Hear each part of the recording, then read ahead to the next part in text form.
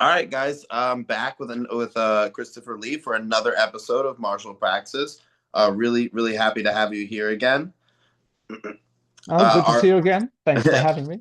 our last episode was actually, I was just telling you, the most listened episode of the entire podcast, and we've had some pretty like prestigious guests on, so it's pretty exciting. People really want to hear about Aikido, and they're interested in what you have to say. Well, that's great. It's great to hear. I Um, know a lot of the stuff that we talk about is kind of esoteric to normal people. So I Yeah, hope it stays absolutely. interesting. No, I think last time we spent a lot of time kind of delving into the like body mechanics stuff, which That's I right. Yeah. honestly find hmm really interesting and think is really hmm important. hmm This time I was hoping to talk a little bit about Tamiki because in the vicious world of Facebook online martial arts forums, which if you don't know about it is one of the most vicious places in the world. Um, you've been a really influential force like in defending Tamiki Aikido as being a hmm legitimate part of the Aikido hmm tradition. And I think before we talk hmm about any of the contributions of Tamiki or anything like that, I think it's worth delving into the issue of why has Tamiki, at least in your opinion, been so demonized by a hmm large portion of the rest of the Aikido culture. Well, there was a lot of the history of the post-war development of Aikido was reactive, right? Uh, in 1955, right, Aikikai held the first public demonstration of Aikido. But that was in response to the Oshinkan, who had Gozo Shioda was already holding demonstrations and he was popular, right? Yes. He was young and tough and skilled, right? And charismatic. He gave great demonstrations. He gave some of the best demonstrations I've ever seen in Aikido, I think, just because of his presentation and his presence. And the Oshinkan was gaining popularity, right? And of course, the Aikikai in 1955, there were refugees living in the dojo. Some of the roof was still not repaired. It had fallen in during the bombing, and they had a handful of students, right? So this was no good, right? There was really a fear that the Yoshinkan would become the dominant form of Aikido. And so there were some reactions to that. One of them was holding public demonstrations in 1955, right? And every year they have a huge public demonstration in Japan every May. Another one was ranking. They had no ranking system, no testing, in the Aikai, but the Oshinkan already had ranks, right?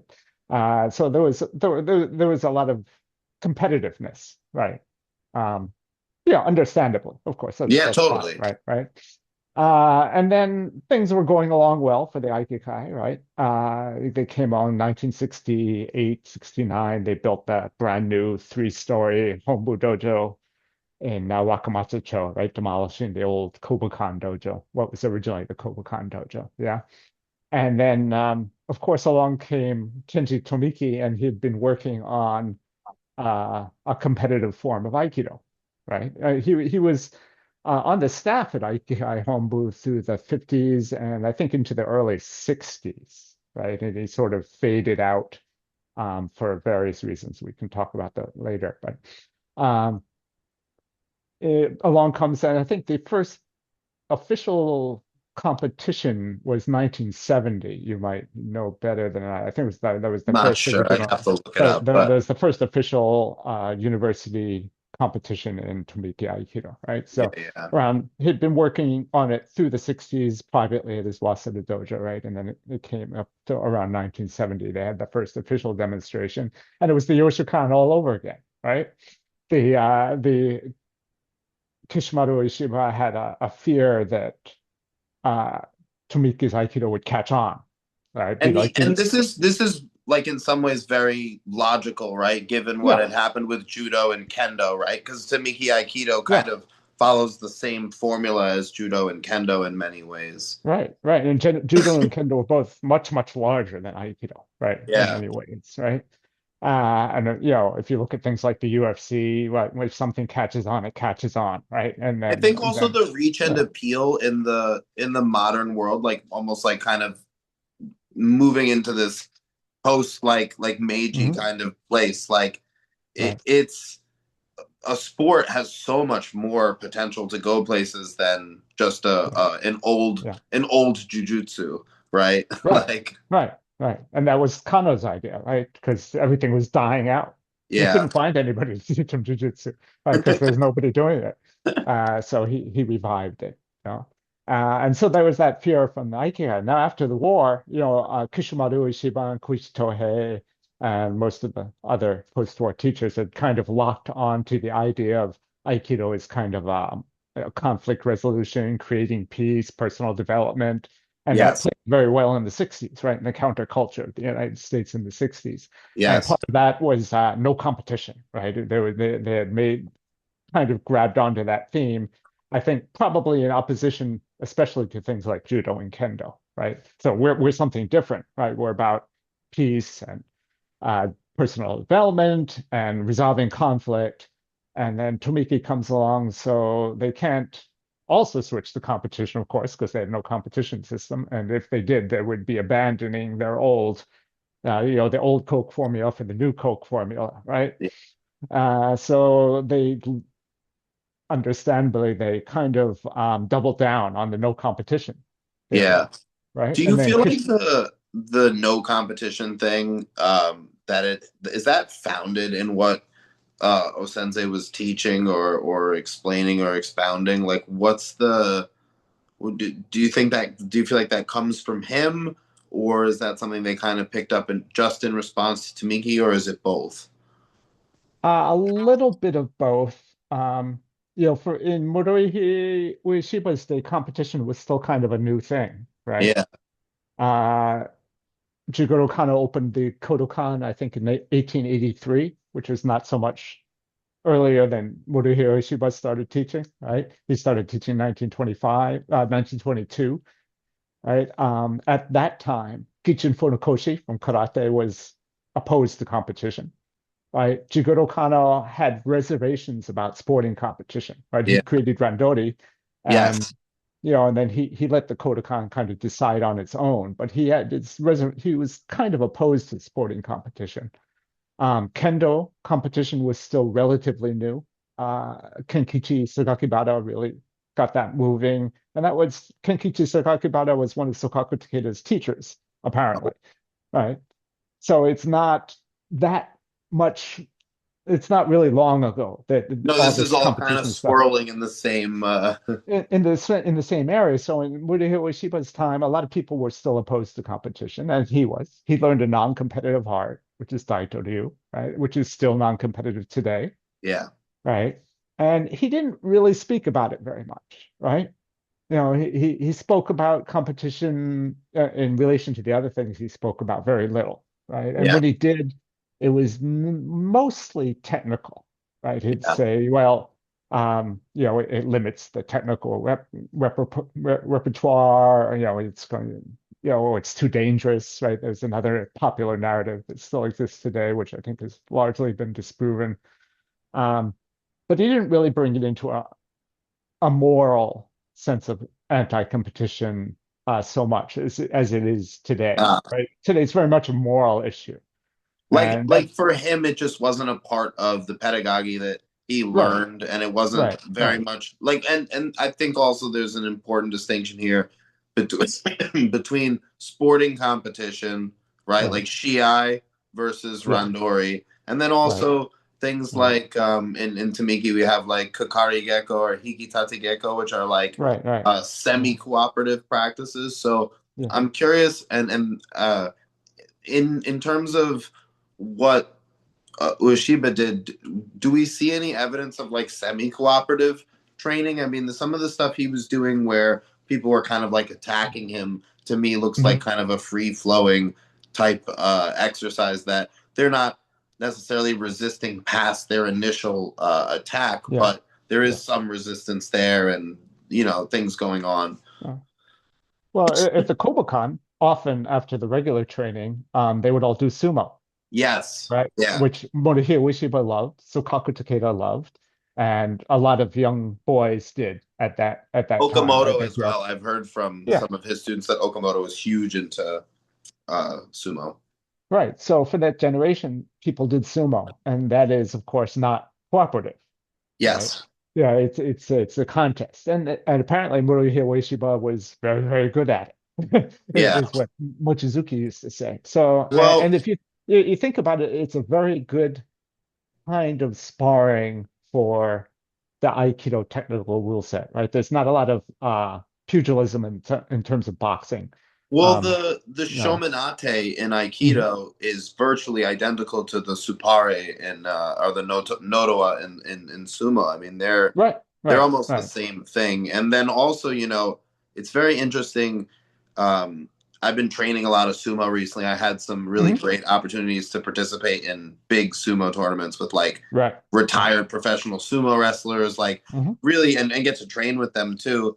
And man, it really changed my understanding of Japanese martial arts. I think that there is Hmm. something going on with all Japanese martial arts where in some ways they're referencing sumo as a baseline. Yeah, That the yeah. ultimate the ground of all Japanese martial arts is sumo because it's the the cultivation Hmm. and the implementation of unrefined force. So Yeah, we don't we just clash, right? We just go at yeah, it and we yeah. have all the techniques and all the things, but the force, we're not trying to do anything Hmm. sophisticated with the force. And it's almost like on the other end of the Hmm. spectrum, we have Aikido, but you go Right, full right. circle, it almost comes back around and you see a lot of similarities. Well, there are a lot of similarities. If you look at it, it has the same tachi, right? So they're starting from a distance, they're charging in just like a regular Aikido attack. Yeah. They have those broad slaps and strikes which are similar to Yokomanuchi, Yeah. Shomanuchi. They come straight Dominucci. in. Yeah.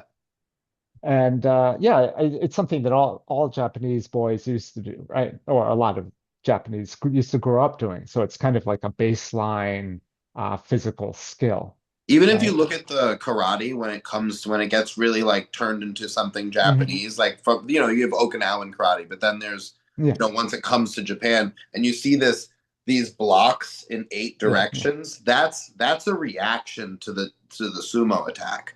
You know, yeah, yeah. like that's so almost all Japanese martial arts when we look at hand to hand combats Hmm. hand to hand combat as far as I can tell, it's actually in a strange way referencing what goes on in sumo. Yeah, yeah, yeah. And if actually Okinawa has their own form of Yes. folk wrestling, which Yeah, is it's very a little bit interesting. different than standard sumo, but similar. Yeah, and that's actually the legend, right, in Daito-ryu that it came Yes. from takeaway, right, from sumo. And there's someone who put together a video on YouTube. People can search for it, I've seen it. comparing sumo techniques and their Daito-ryu versions, It's which a is phenomenal video. I highly recommend yeah, people go take a chance and yeah, watch that. yeah. It's very compelling, especially since we know now historically it's most likely that Sokaku Takeda made up Daito-ryu on his own, right? Huh.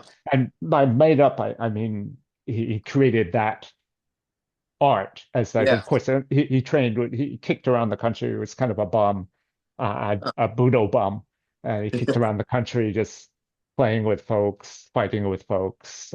He was with the traveling circus, so he trained a lot of things, saw a lot of people, but he loved sumo, of course, right? So there's a kind of a compelling narrative there that a lot of Daijudo is formed out of sumo, and then of course his weapons work, and It that makes a lot passes of sense. into Morihei Ueshiba, who also did sumo. So yeah, they used to do that at the Kobukan, right? And it's a great practice. It's safe, right? There's not a lot of damage here. There's not a lot of heavy pressure. I mean, there's a lot of bumping, and it can be rough, No, but it's very yeah, doable. It's something yeah, that if you want to do and not hurt each other, you absolutely yeah, can. I mean, you can go 100% and clash heads yeah, and yeah, get concussions if you want, but you can also kind of soften up the tachi eye and right, right, come in and just play it, right? yeah, But I think yeah, this is interesting too because kind of backtracking, there's at least some evidence or some mhm, idea that in the way that Ueshiba was teaching that he was incorporating some games that involved mhm, resistance, right? That it wasn't right, like you said right, this like moral imperative that competition, anything competitive at all, was evil. right, right. Yeah. So, if we go back to what we're talking about, so after 1970, competition started. Of course, IBK didn't like it. There were a lot of high-level talks with Tomiki and Kishimoto mainly. They were kind of refereed by Shigenobu Okumura, who had trained with Kenji Tomiki in Manchuria, right, at Kenkoku University, right? Um, but then as time went on, of course, the Aikai became more and more locked into that narrative, right? So now Yeah, you have, uh, I don't recall what the Kishimoto ever said so, but Moriteru Ueshiba and Mitsuteru Ueshiba both made official statements that, you know, styles of Aikido and code competition cannot be called Aikido, right? yeah, So they're really blocking it out. And I think that's part of probably what went on with the Aikikai's association with the World Games, yeah, right? They're associated with the World Games and the Olympics. And I think that they're the only group that has no form of competition. You know, inside their group, there are a lot of kind of secondary sports that aren't popular enough to be in the Olympics, but are still affiliated with the Olympic Games. Um, yes, I, yeah, among them, I think BJJ is among them, for yep. example, right? But I think Wushu is in there too, right? Wushu's in there. There are a lot of different. Some of them kind of obscure, but Aikido is the only one with no form of competition. And I think part of the motivation for that, well, it's a long story, but part of the motivation for that was to kind of block out other possible organizations who might There's come no in. way And for Tamiki to get in there because they right, block. they're already in there, and there is some money involved, right? Not in the United States, I think, but in a lot of European countries. If you're the officially recognized national entity, you get government funding, right? Government Yes. funding, support, access to public facilities, and that kind of thing, right? And that's also very important. You want to get the money. You don't want other people to have the money, Oh, right? So absolutely. Those are there's resources. I mean, in yeah, England, right, they had a government supported program that was yeah, yeah. funding the Tamiki Aikido there, and they were able to Mhm. grow the largest, most competitive group of players outside of Japan, basically in Right, history. And right, what really, like, sure, was like, Bob Jones was huge and he did an awesome job mhm. with it, but the money really helps, The you know? money really helps. Yeah, yeah. So it's if we may say so, it's a very competitive environment, right? Yeah. Like I spend in competition with the Ocean Con, they're in competition with Tamiki schools. Although obviously for the moment they appear to have won, right? They're the largest worldwide organization. Well, But they certainly won the battle for the narrative, right? And yes, I think that's something that your work kind of goes against. And that's sometimes where it ruffles people's feathers in the sense that there's a very particular narrative that was put forth yes, by the Aikikai and Ueshiba's children that yes, yeah. doesn't really exactly track with who he was and what happened. And it's funny because I think I was thinking, going back when I was in Mhm. college, I was a martial arts studies major. In our Right, first right. semester, we get brought in and we get this paper on Shaolin by Mayor Oh, Shahar, right. and Okay. it's Yeah. basically undermining the whole Shaolin thing. And we're The all Shaolin we're myth. all Yeah. lifelong martial artists. We all love Mhm. Shaolin. So like Yeah. probably about 75% of the room is like heartbroken. You know what I mean? Like don't want to accept it. You get people arguing. My teacher Right, told right. me this and da da da. But I think that's like an interesting trend that I've seen kind of rock the whole martial arts Right, academic right. world. Is like there's Yeah, these myths that we get from our teachers, and yeah, they're just utter hogwash. I mean, like it's just a hot mess. It's not at all. I mean, it happened in yeah, Shuaijiao, it happened with yeah. Shaolin. Mm, It's happening now, hopefully, with Aikido, that this very strict narrative that came mhm, down from the Aikikai can get like perturbed a little bit, and mhm. hopefully Right, brought right. into the light of truth. Yeah, yeah. Well, we all love David Carradine, right? I mean, Yeah, I yeah, grew up watching Kung Fu. I mean, it's very exciting and romantic, and the reality is not. I mean, I think the reality is very interesting. The reality of Morihei Ueshiba, and the history of it is fascinating, but it's not a pretty story, yes, right, necessarily.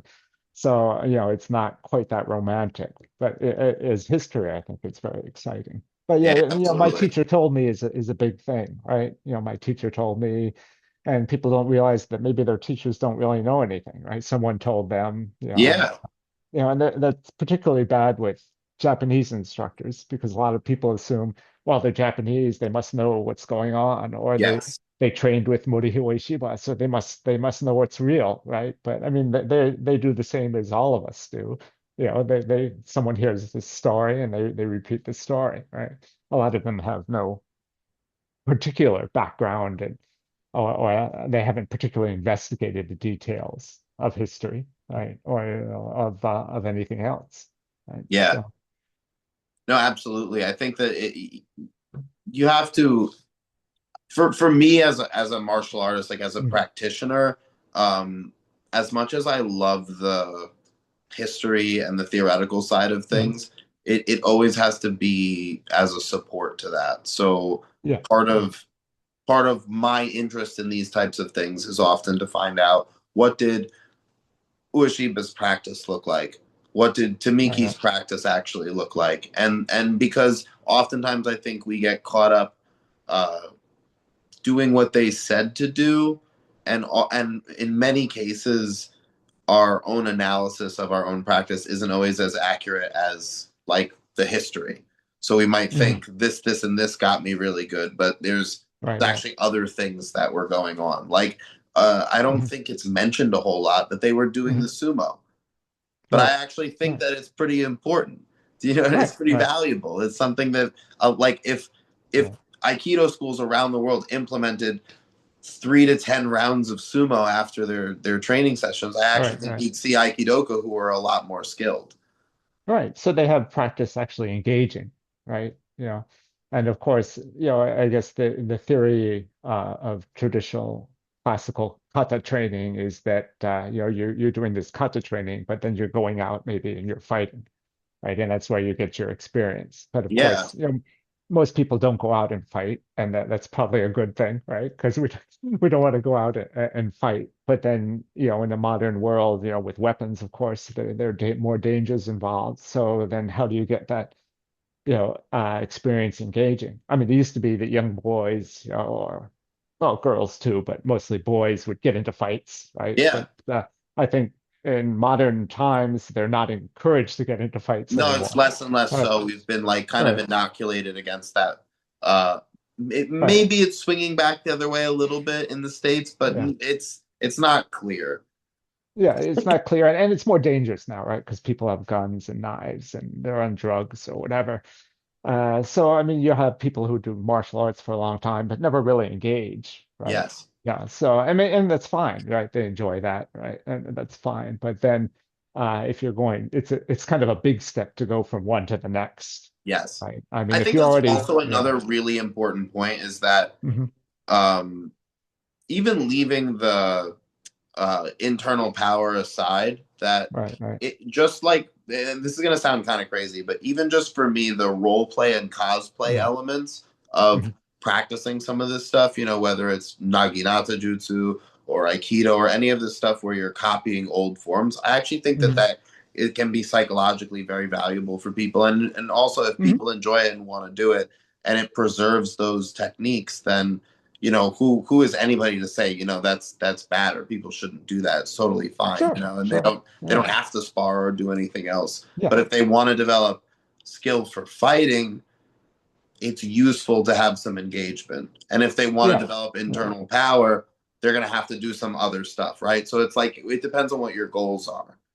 Right. Right. And that's perfectly fine. I think if you're growing up and getting into fights and going to bars and, you know, picking fights with other people, and then you go study martial arts, probably you don't have that issue, right? Because you're used to rolling around with people, getting hit, hitting Yeah, people, right? You know, but absolutely. mo that's not the case for most people, right? No, And that's so that, exactly, like, it's yeah, funny. This reminds me of something my coach said during a belt promotion, because there was a yeah, woman who had never done anything violent in her life, and he made her right. do two competitions. Then we also had Mhm, a war veteran who had mhm, been like first guy on the ground in Desert Storm, and you know, killed like upwards of 25 people, you know, and he's like, mhm. I'm not going to make someone who has literally been to war do a competition to tough them up and expose them to stress Whereas Yeah. somebody who has never done anything like that, you're going to have to Right. compete. Right. Like there's no reason for a war veteran to go do a jujitsu competition. Right. Right. It doesn't. Yeah. There's no pressure testing what you've already been through. Right. Right. And so, martial arts kind of sit on this razor's edge of some people want some level of practicality. Other people don't really care. But if you want some level of practicality, I mean, nobody's going out to be professional fighters. Well, some people are going out to be professional fighters, but most people in classical martial arts aren't.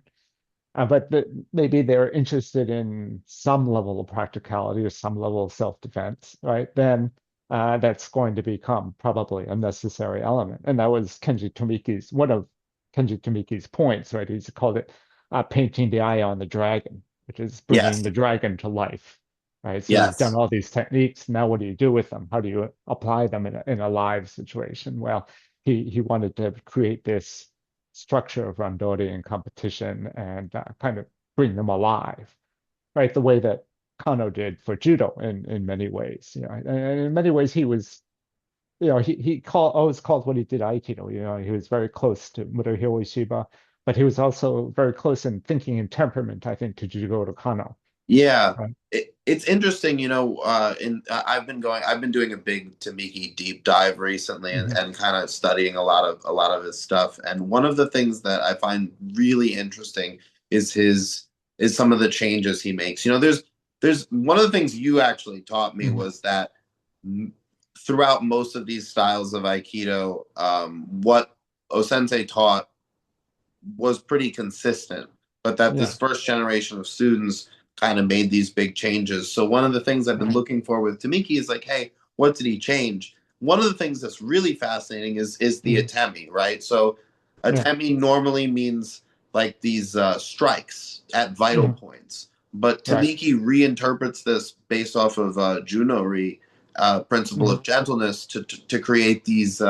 They're almost in my understanding, they're like Hmm. spine locks.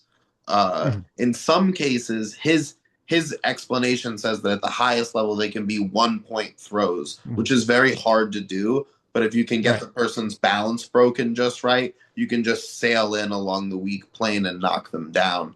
Right. Um, Right.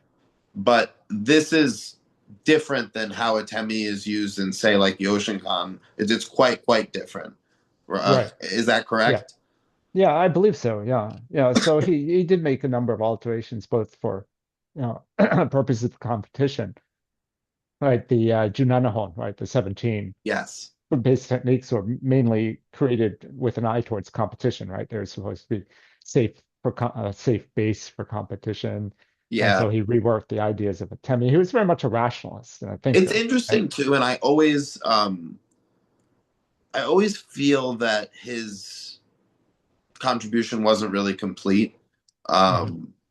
I'm not sure if that's historically supported anywhere, but for example, with the Junanahan, there's two techniques that are relatively safe that Hmm. are out not in it, which are kotomawashi, like the turning wrist lock like Right, right. this, Hmm. and then Hmm. also the urigatami, the inverted arm lock, uh, which are both phenomenal techniques that show up everywhere in the kata in Tamiki Aikido, and then suddenly you're Yeah. not allowed to do them in randori, but you are allowed to do stuff like, I mean, Wakigatame is extremely dangerous. Tenkai Hmm. Kotenari Yeah. is extremely dangerous in Yeah. Yeah. general. The Right, right. reality is, from my perspective, that the danger comes from a lack of exposure. If you're Yeah. Yeah. exposed to these things at reasonable speeds and you Yeah. know what's going on and you know how to fall and go with it, Yeah. that you can play around with these techniques and not get hurt. But that if Yeah. you're introduced to it at a high speed and you have no familiarity Yeah. with it, that's where people start to get hurt. Yeah. Yeah. Well, of course, things evolve, rule sets evolve as, they have in judo. I mean, some people don't like the way it's evolved in judo. But of course, rule sets change for various reasons. So there always should be that openness, I think, but people get locked into a tradition, even in Yeah, Tamiki, I think, right? judo seems more open to change for better or for worse. There's been Yeah. changes that I don't Yeah. necessarily think were good, and not to say that I don't understand them, but just that I don't love what they've done to the sport. But Yeah. with Tamiki, it's very interesting how there's been an attempt to really rigidly hold on to what Tamiki was doing, and Yeah. it Mhm. honestly isn't. The one thing that's not clear to me, something I'm trying to understand, is did he Right. intend for his Aikido to be implemented and blended with Judo, or did he intend for them to be practiced separately? Because Mm. the continuation of his Yeah. art has leaned so heavily towards Aikido. Like if you look at Yeah. Narayama Shion, his training was Tamiki and Aikikai, right? Like they don't even to Right. me, Right. if I really want to understand Kenji Tomiki and his art, I have to learn judo, right? But Yeah. Yeah. a lot of people who are heavily involved in Tamiki Aikido don't necessarily seem to share that standpoint. So Hmm. it seems to me that at least in the way that his legacy has been carried out, that there's been an emphasis on the Aikido portion and a sort Yeah. of Yeah. like kind of push the judo part being pushed to the side. It's possible. I don't know what he intended. I mean, he used to call Aikido distance judo, right? Yeah. So it's kind of the same thing, but now we're at a distance. So we have these arm locks and we have these throws and so forth. He did encourage, or he tried to talk Morihei Ueshiba and Kishimoto Ueshiba into joining the Kodokan, Mm. right? His idea, and it was Kano's idea too, was to bring Aikido under the umbrella of the Kodokan, right? And Kano was a preservationist, right? He used to bring in a lot of different martial arts and have them teach at the Kodokan, so they were doing all these things. But Almost I like guess, importing Aikido into judo the way that like Kito Ryu mm, had been like right, as like a storage thing for right, right. So I yeah. don't know what that would have looked like. I mean, it's interesting to think about what it been because they have Goshinjutsu no Kata in judo, which has a Yeah. lot of Aikido techniques, and Yes. Kenji Tomiki was involved in that, right? So would it look like that, where you have all these kata kind of as an option in judo, or would you bring it in as competition with a different rule set, right? Which would have been very interesting, right? So then you might have multiple rule sets of competition. Right. So that's all kind of one of those questions that we'll never know because they said, Yeah. well, come into the Kodokan, but how does that work? We don't know. Morihei Ueshiba and Kishimoto Ueshiba didn't want to do that, right? They're opposed to it. Of course, they had their own thing going, but it would have been interesting. And if they had brought it into the Kodokan, then of course that would have completed the curriculum, right? Because they would have had judo there. They would have had Yeah. all the Aikido techniques and so forth. Right. So I don't know. Things might have looked very different both for judo and Aikido. Right? Maybe Yeah. they would have just added in more embu competitions, right? Like in Tomiki, you Yes. have the kata Yep. demonstration competitions. It's kind of like if people haven't seen it, it's like uh, competitive ice skating or something Yeah, like or that, like a right? Where you have gymnastics floor or exercise, but with a gymnastics floor partner. exercise where you have a set of techniques and they have to do it. And some of the university kids that I've seen doing competitions in Tamiki in Japan are very, really very sharp. I mean, it's really Yeah. nice. I when I was in Yeah. Japan, that was something of all of everything I saw. Mhm. I think I was a little bit disappointed. I think I expected that I would go to Japan, everyone would have internal power, and that kind of I was a little freaked out. I was like, oh wait, Yeah. they don't really know how to do this, do they? It's like some people do, but not everybody. Like, what's going on here? But the sharpness and crispness of the technique was Mhm. really phenomenal. That's something Yeah. that they really excel at, and I was like, oh man, just like you said, it's really impressive in those kata. Yeah. Yeah. And I think that's kind of encouraged by competition, right? Because they have to do that Yeah, I set of also think some of techniques, the right? In a values, certain like those pattern. traditional Budo Mhm. values, the one pointed focus and Mhm. the like emptying your mind, some of that stuff is actually really encouraged by that type of kata competition. You know, it's not, and it's not meritless. You know, I Yeah, think it's not people it's look not at it and be like, perilous. why do this? I'm like, Yeah. you know, there's actually something to that. Yeah.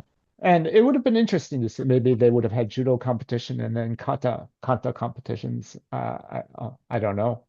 But it would have been interesting. I mean, it would still be interesting because that's a kind of competition that could be open to any Aikido school, really. right? Yeah. Because they all the Aikido schools, including Tomiki, do those kata, Well, that's right? actually what Bob Jones has done in the WSAF with In England, right? Yeah, I know they so opened it up to yeah, anyone all can Aikido we school, right? can come and do the kata competitions. That's a Yeah. big push he made. Unfortunately, it Mhm. like didn't really catch on, but it was like it was Yeah, a very like magnanimous and positive gesture, yeah, and it was a good yeah, idea, but it just yeah.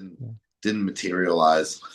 One of the Ironically, it's a very inclusive approach, yeah, right? Which I agree with. I mean, personally, but it's just me. But one of the issues I have with the way the Aikikai handle it is it's really an exclusive approach, right? It yes, denies other people's methods of training. It cuts them out. It says you're not welcome, right? In this it's art that is supposed to monotheistic be, Aikido, yeah, I mean, the art is supposed to be, love and harmony and peace and all that, right? But but of you course, it actually turns don't get out along with anyone. you don't get along with anyone, right? Which is an old story in martial arts, I guess, right?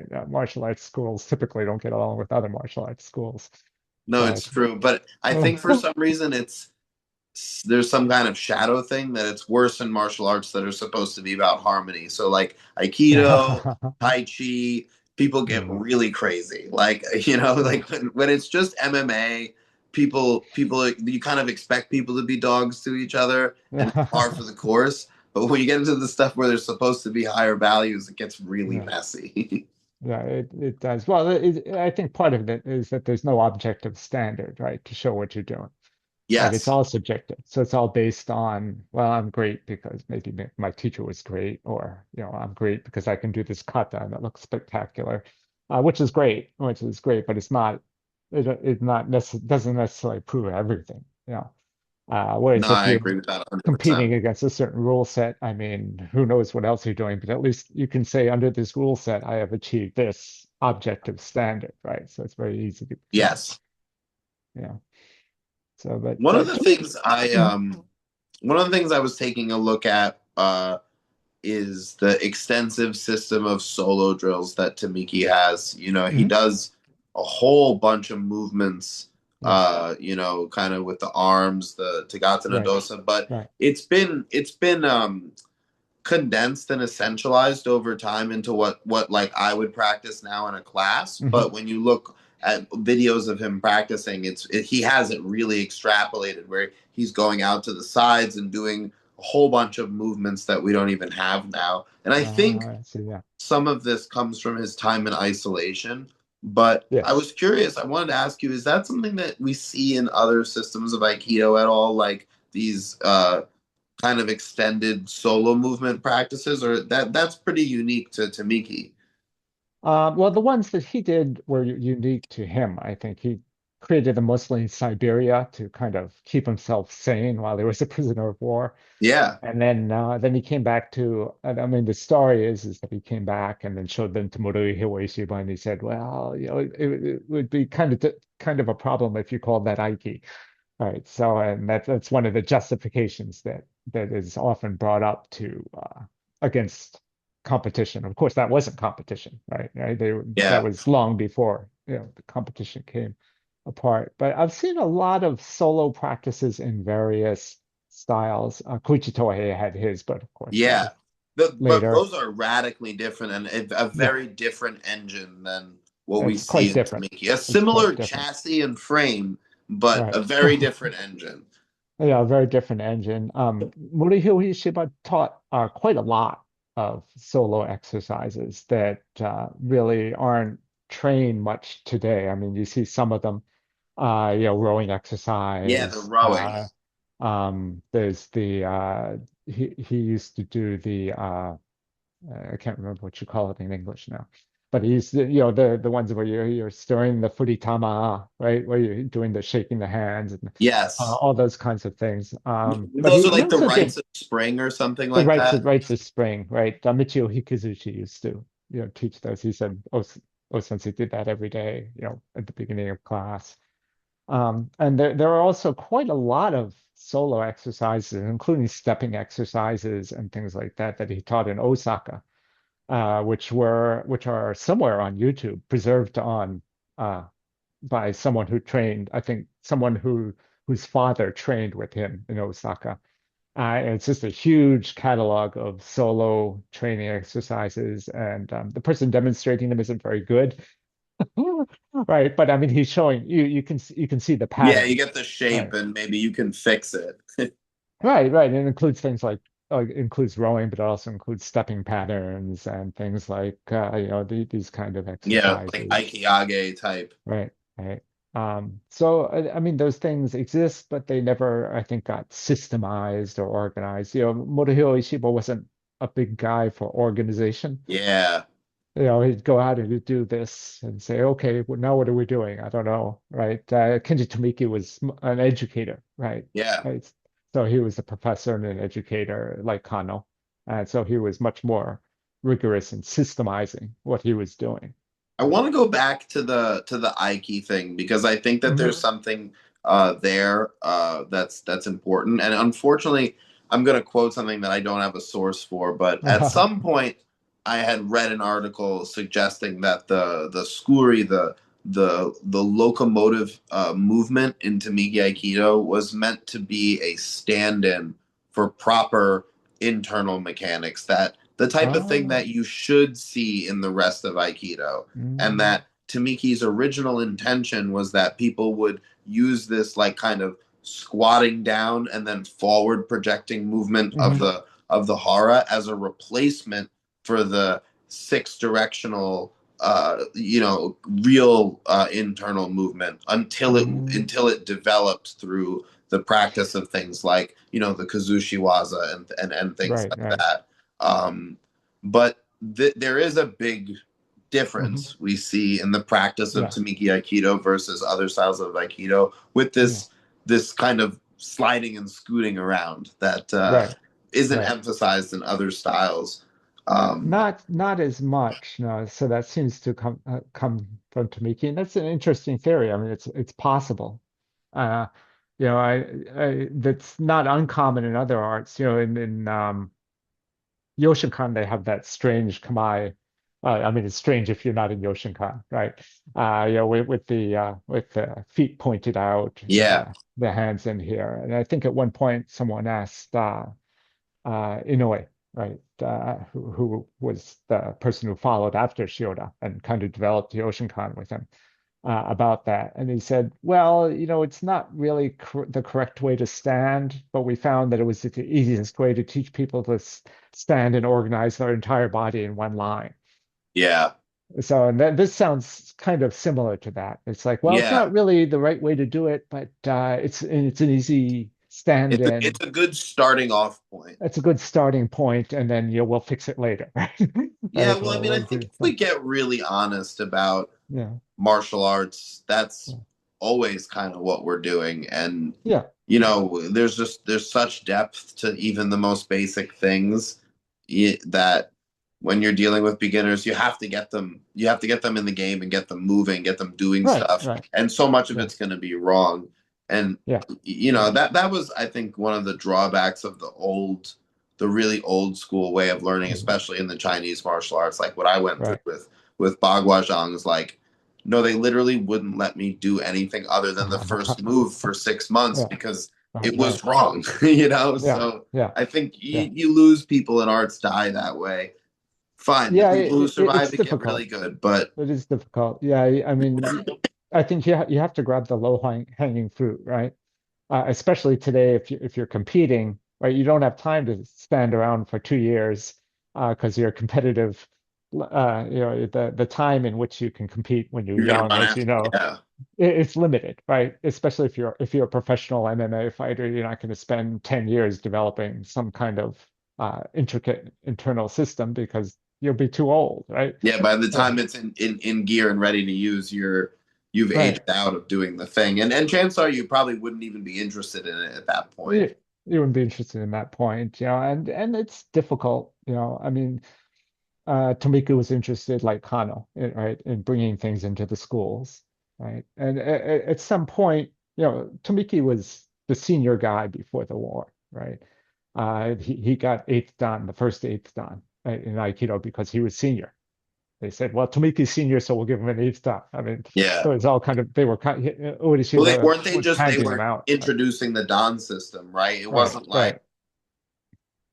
Yeah, they Tamiki said, well, didn't you have to have the Dan system because of everything's being regulated by the Dainihon Budokai, right? So yeah. Ueshiba said, well, Tomiki's senior, so we'll give him an eighth dan, and you came in a little bit after, so you get a seventh dan, or it was pretty, right off Yeah, the I mean cuff. his positioning like relative to Ueshiba is very like strong. And I mean even Mhm. at the end of Ueshiba's life we have that he's kind of having that sort of seems like a fever dream and he brings up Tamiki Yeah, in he a brings up positive light, Tamiki in a right? positive light, right? Yeah, so I mean, he was the main guy. He was the senior guy there. If you look at Budo Denshu or Aikido Densho, right, the book that was published around 1933, 1944, the hand-drawn one.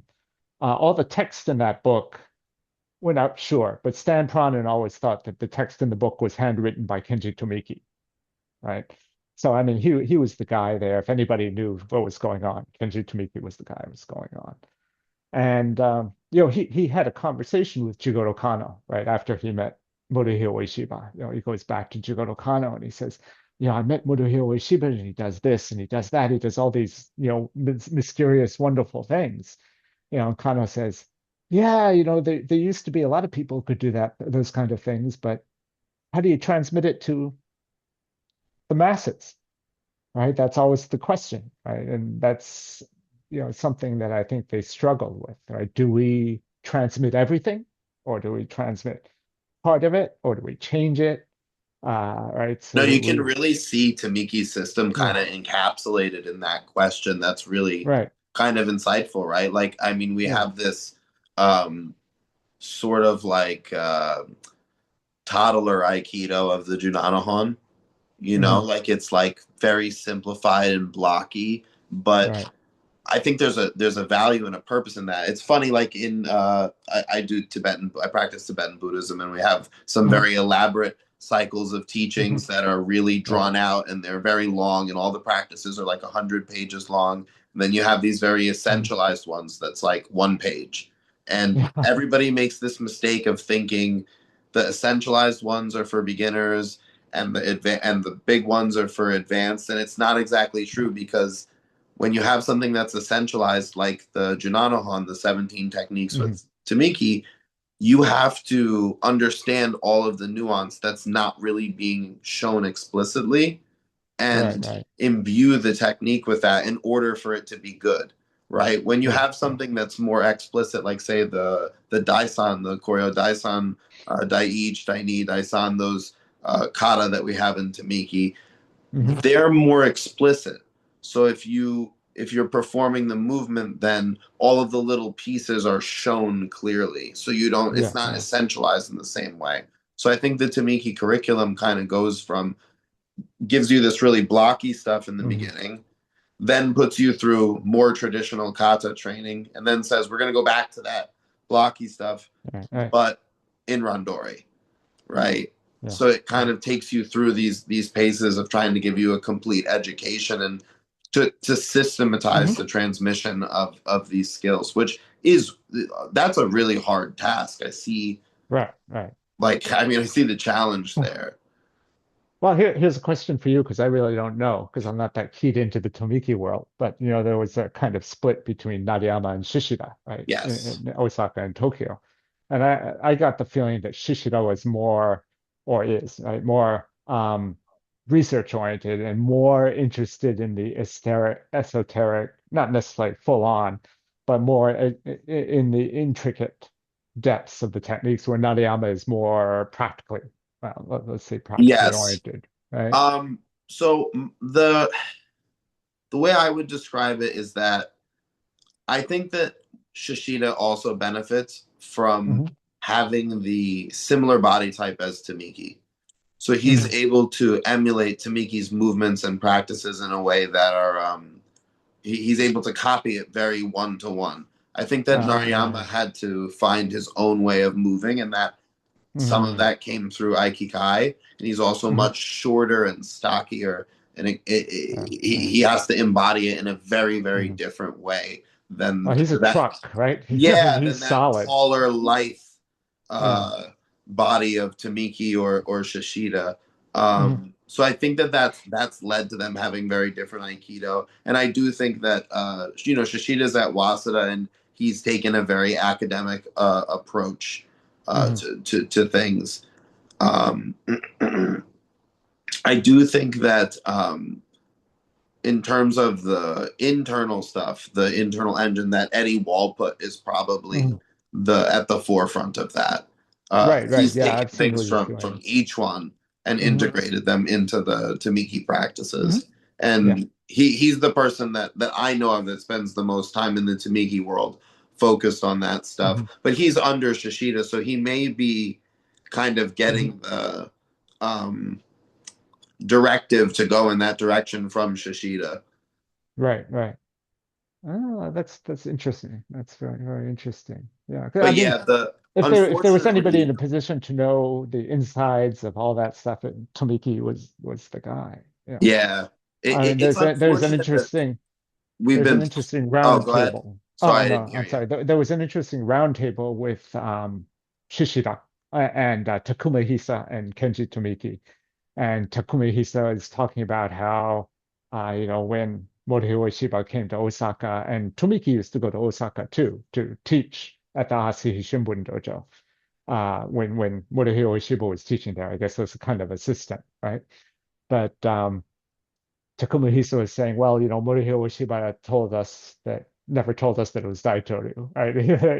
He just said he had made up his own art, right? And at that point, Tomiki, who of course had been there, agreed with him, right, and supported the statement. But it's Tomiki never talked about that, of course, right? So I think there were a lot of things that he knew, was privy to, but he didn't really gossip that much, to my knowledge. Maybe he did personally.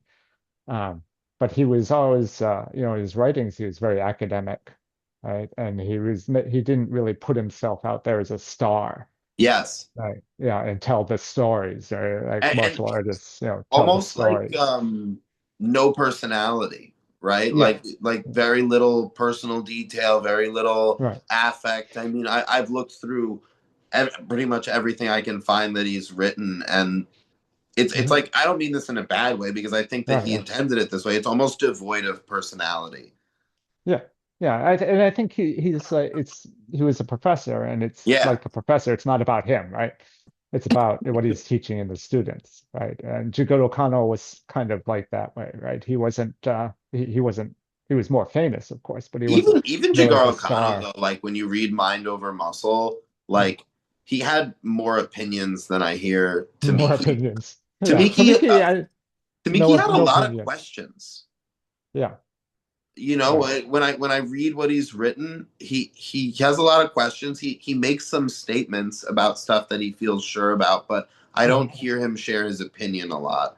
Yeah, Kano yeah, had some kind of like a lot of takes on things. Like he was yeah, like it, yeah. a lot of mind over. I actually really don't enjoy mind over muscle. Like there's portions of it that I think are really Right. valuable, so I listen to Hmm. it every once in a while.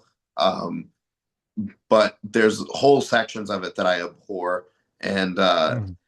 it's like he just gives his opinion on like all kinds of different things, and I'm just like, I get that you want judo to be universal, but I'm like, maybe All just right. tell me more about judo and stop telling me about how judo is great for business people and school people, and like Yeah, I kind yeah. of like I get what he's saying, but it's just not my cup of tea.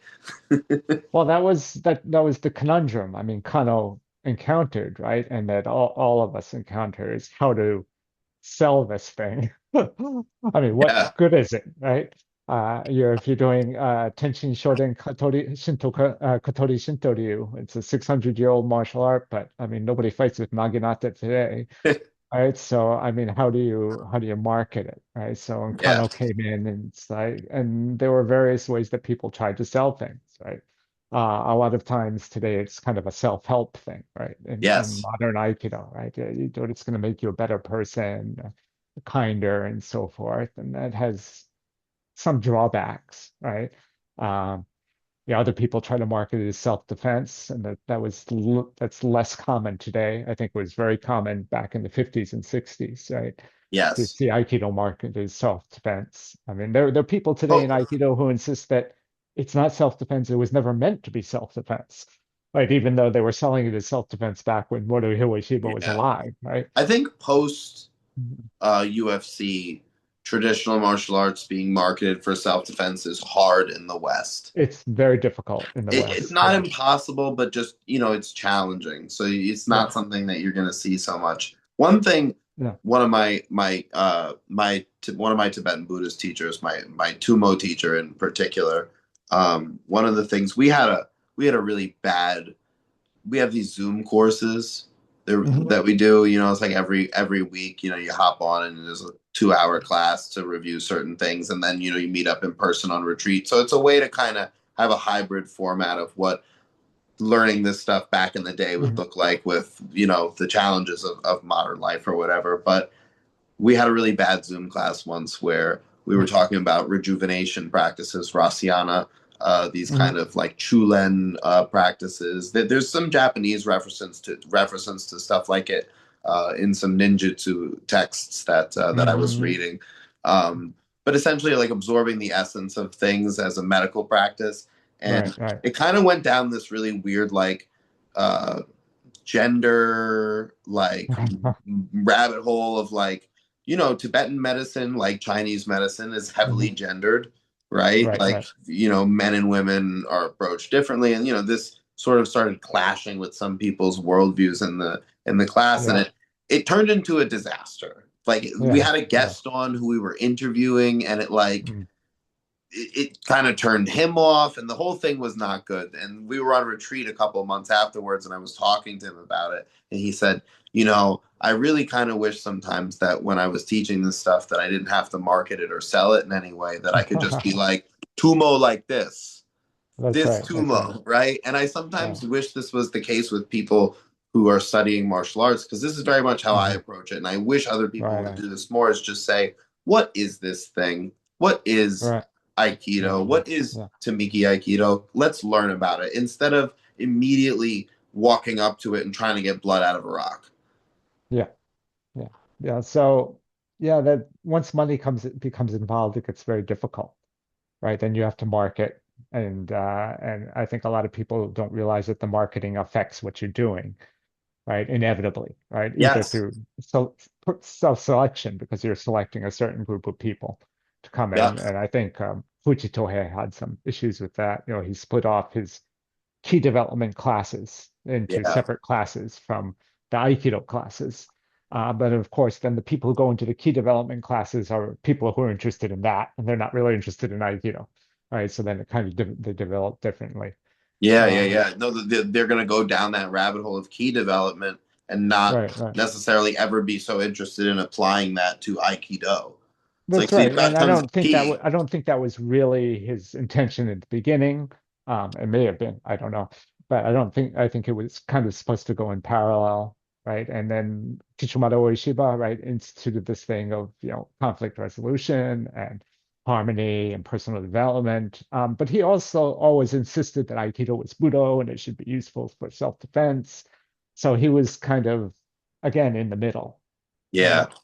And then Kenji Tomiki, of course, went, his idea was like judo, right? To put it in the schools, make it kind of a sport, keep it that way. I don't know what his intention was for in the long run.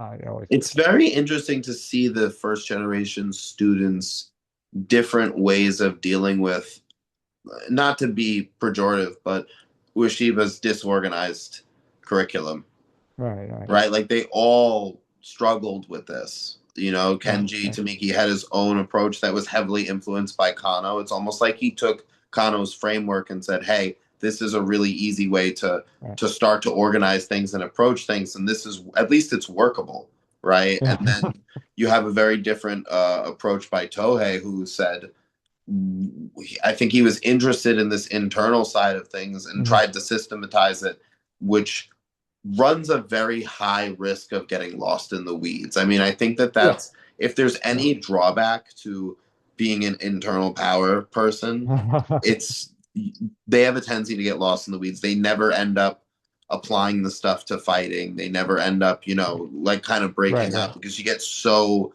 it's such a rabbit hole, and Yeah. it Yeah. also is like it feels it's weirdly like rewarding and like makes you Hmm. feel very powerful. Right, So right. I think there's some Yeah. aspects to it that are actually kind of like seductive. So you really can Yeah. get drawn into that. Yeah. Yeah. Yeah. I recall I had a conversation with Sam Chin years ago, and we were talking about visualization and imagery.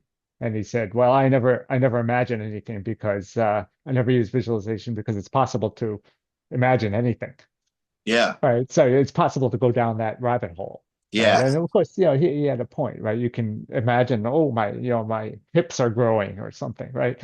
And it feels real yeah. to you, but it might be useful, it might not be, but it's easy for people to go down that rabbit hole. I think Tomiko is definitely on the other side, right? He's very much a Yes. practical guy. Yeah. But interestingly enough, I was looking at one of the diagrams that you had selected out of an article Hmm. that he had shared, where he was Right, right, showing some pretty internal power like dynamics with the counter forces, the counter rotation, where the center of the right, right, forearm stays still, but he's right, right. creating that movement, right? That's So right. it's That's kind of right. interesting. The mechanics are there, even The though, mechanics are there. Yeah. Yeah, of course, because he was there. He was learning Daitoryu, right? yeah, So he learned the whole thing. So yeah, I mean, if you have a very traditional martial art, something like Hattori or Takenouchi-ryu or Shibuku, they have long curriculums that are pretty much set, right? yes, I mean, they've been doing it this way for 400 years or 600 years. So when it comes to modern times, it's less of an issue. It's like you do this curriculum or you don't do the curriculum. Right? yeah, There's no fooling around with it. With Morihei Ueshiba, it's all kind of open, right? yes. So then people are saying, well, what are we going to teach? Well, then it could be anything, right? Because things were often quite random.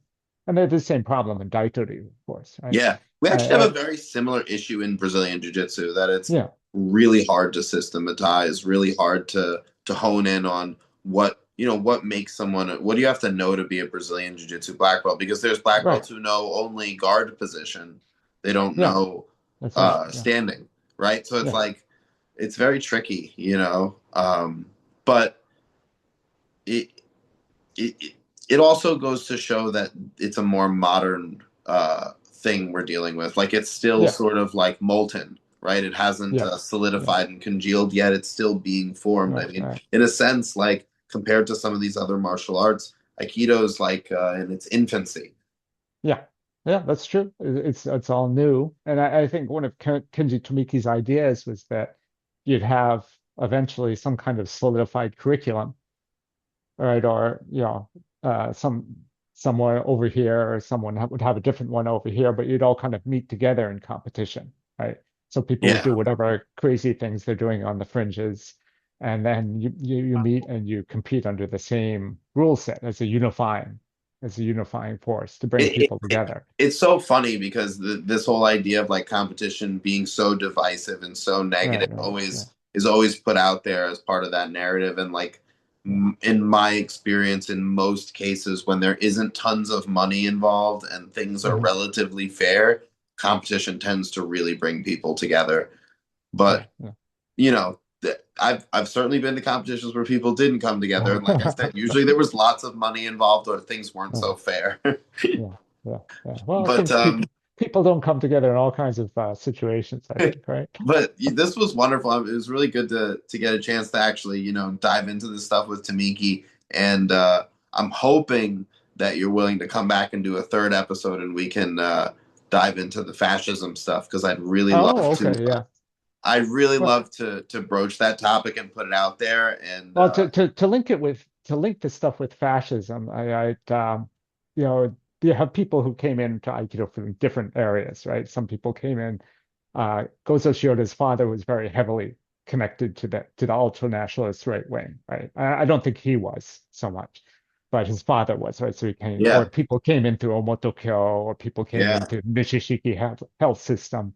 Tomiki came in because he was introduced by a friend of his at the judo club at Waseda University, right? That Yes.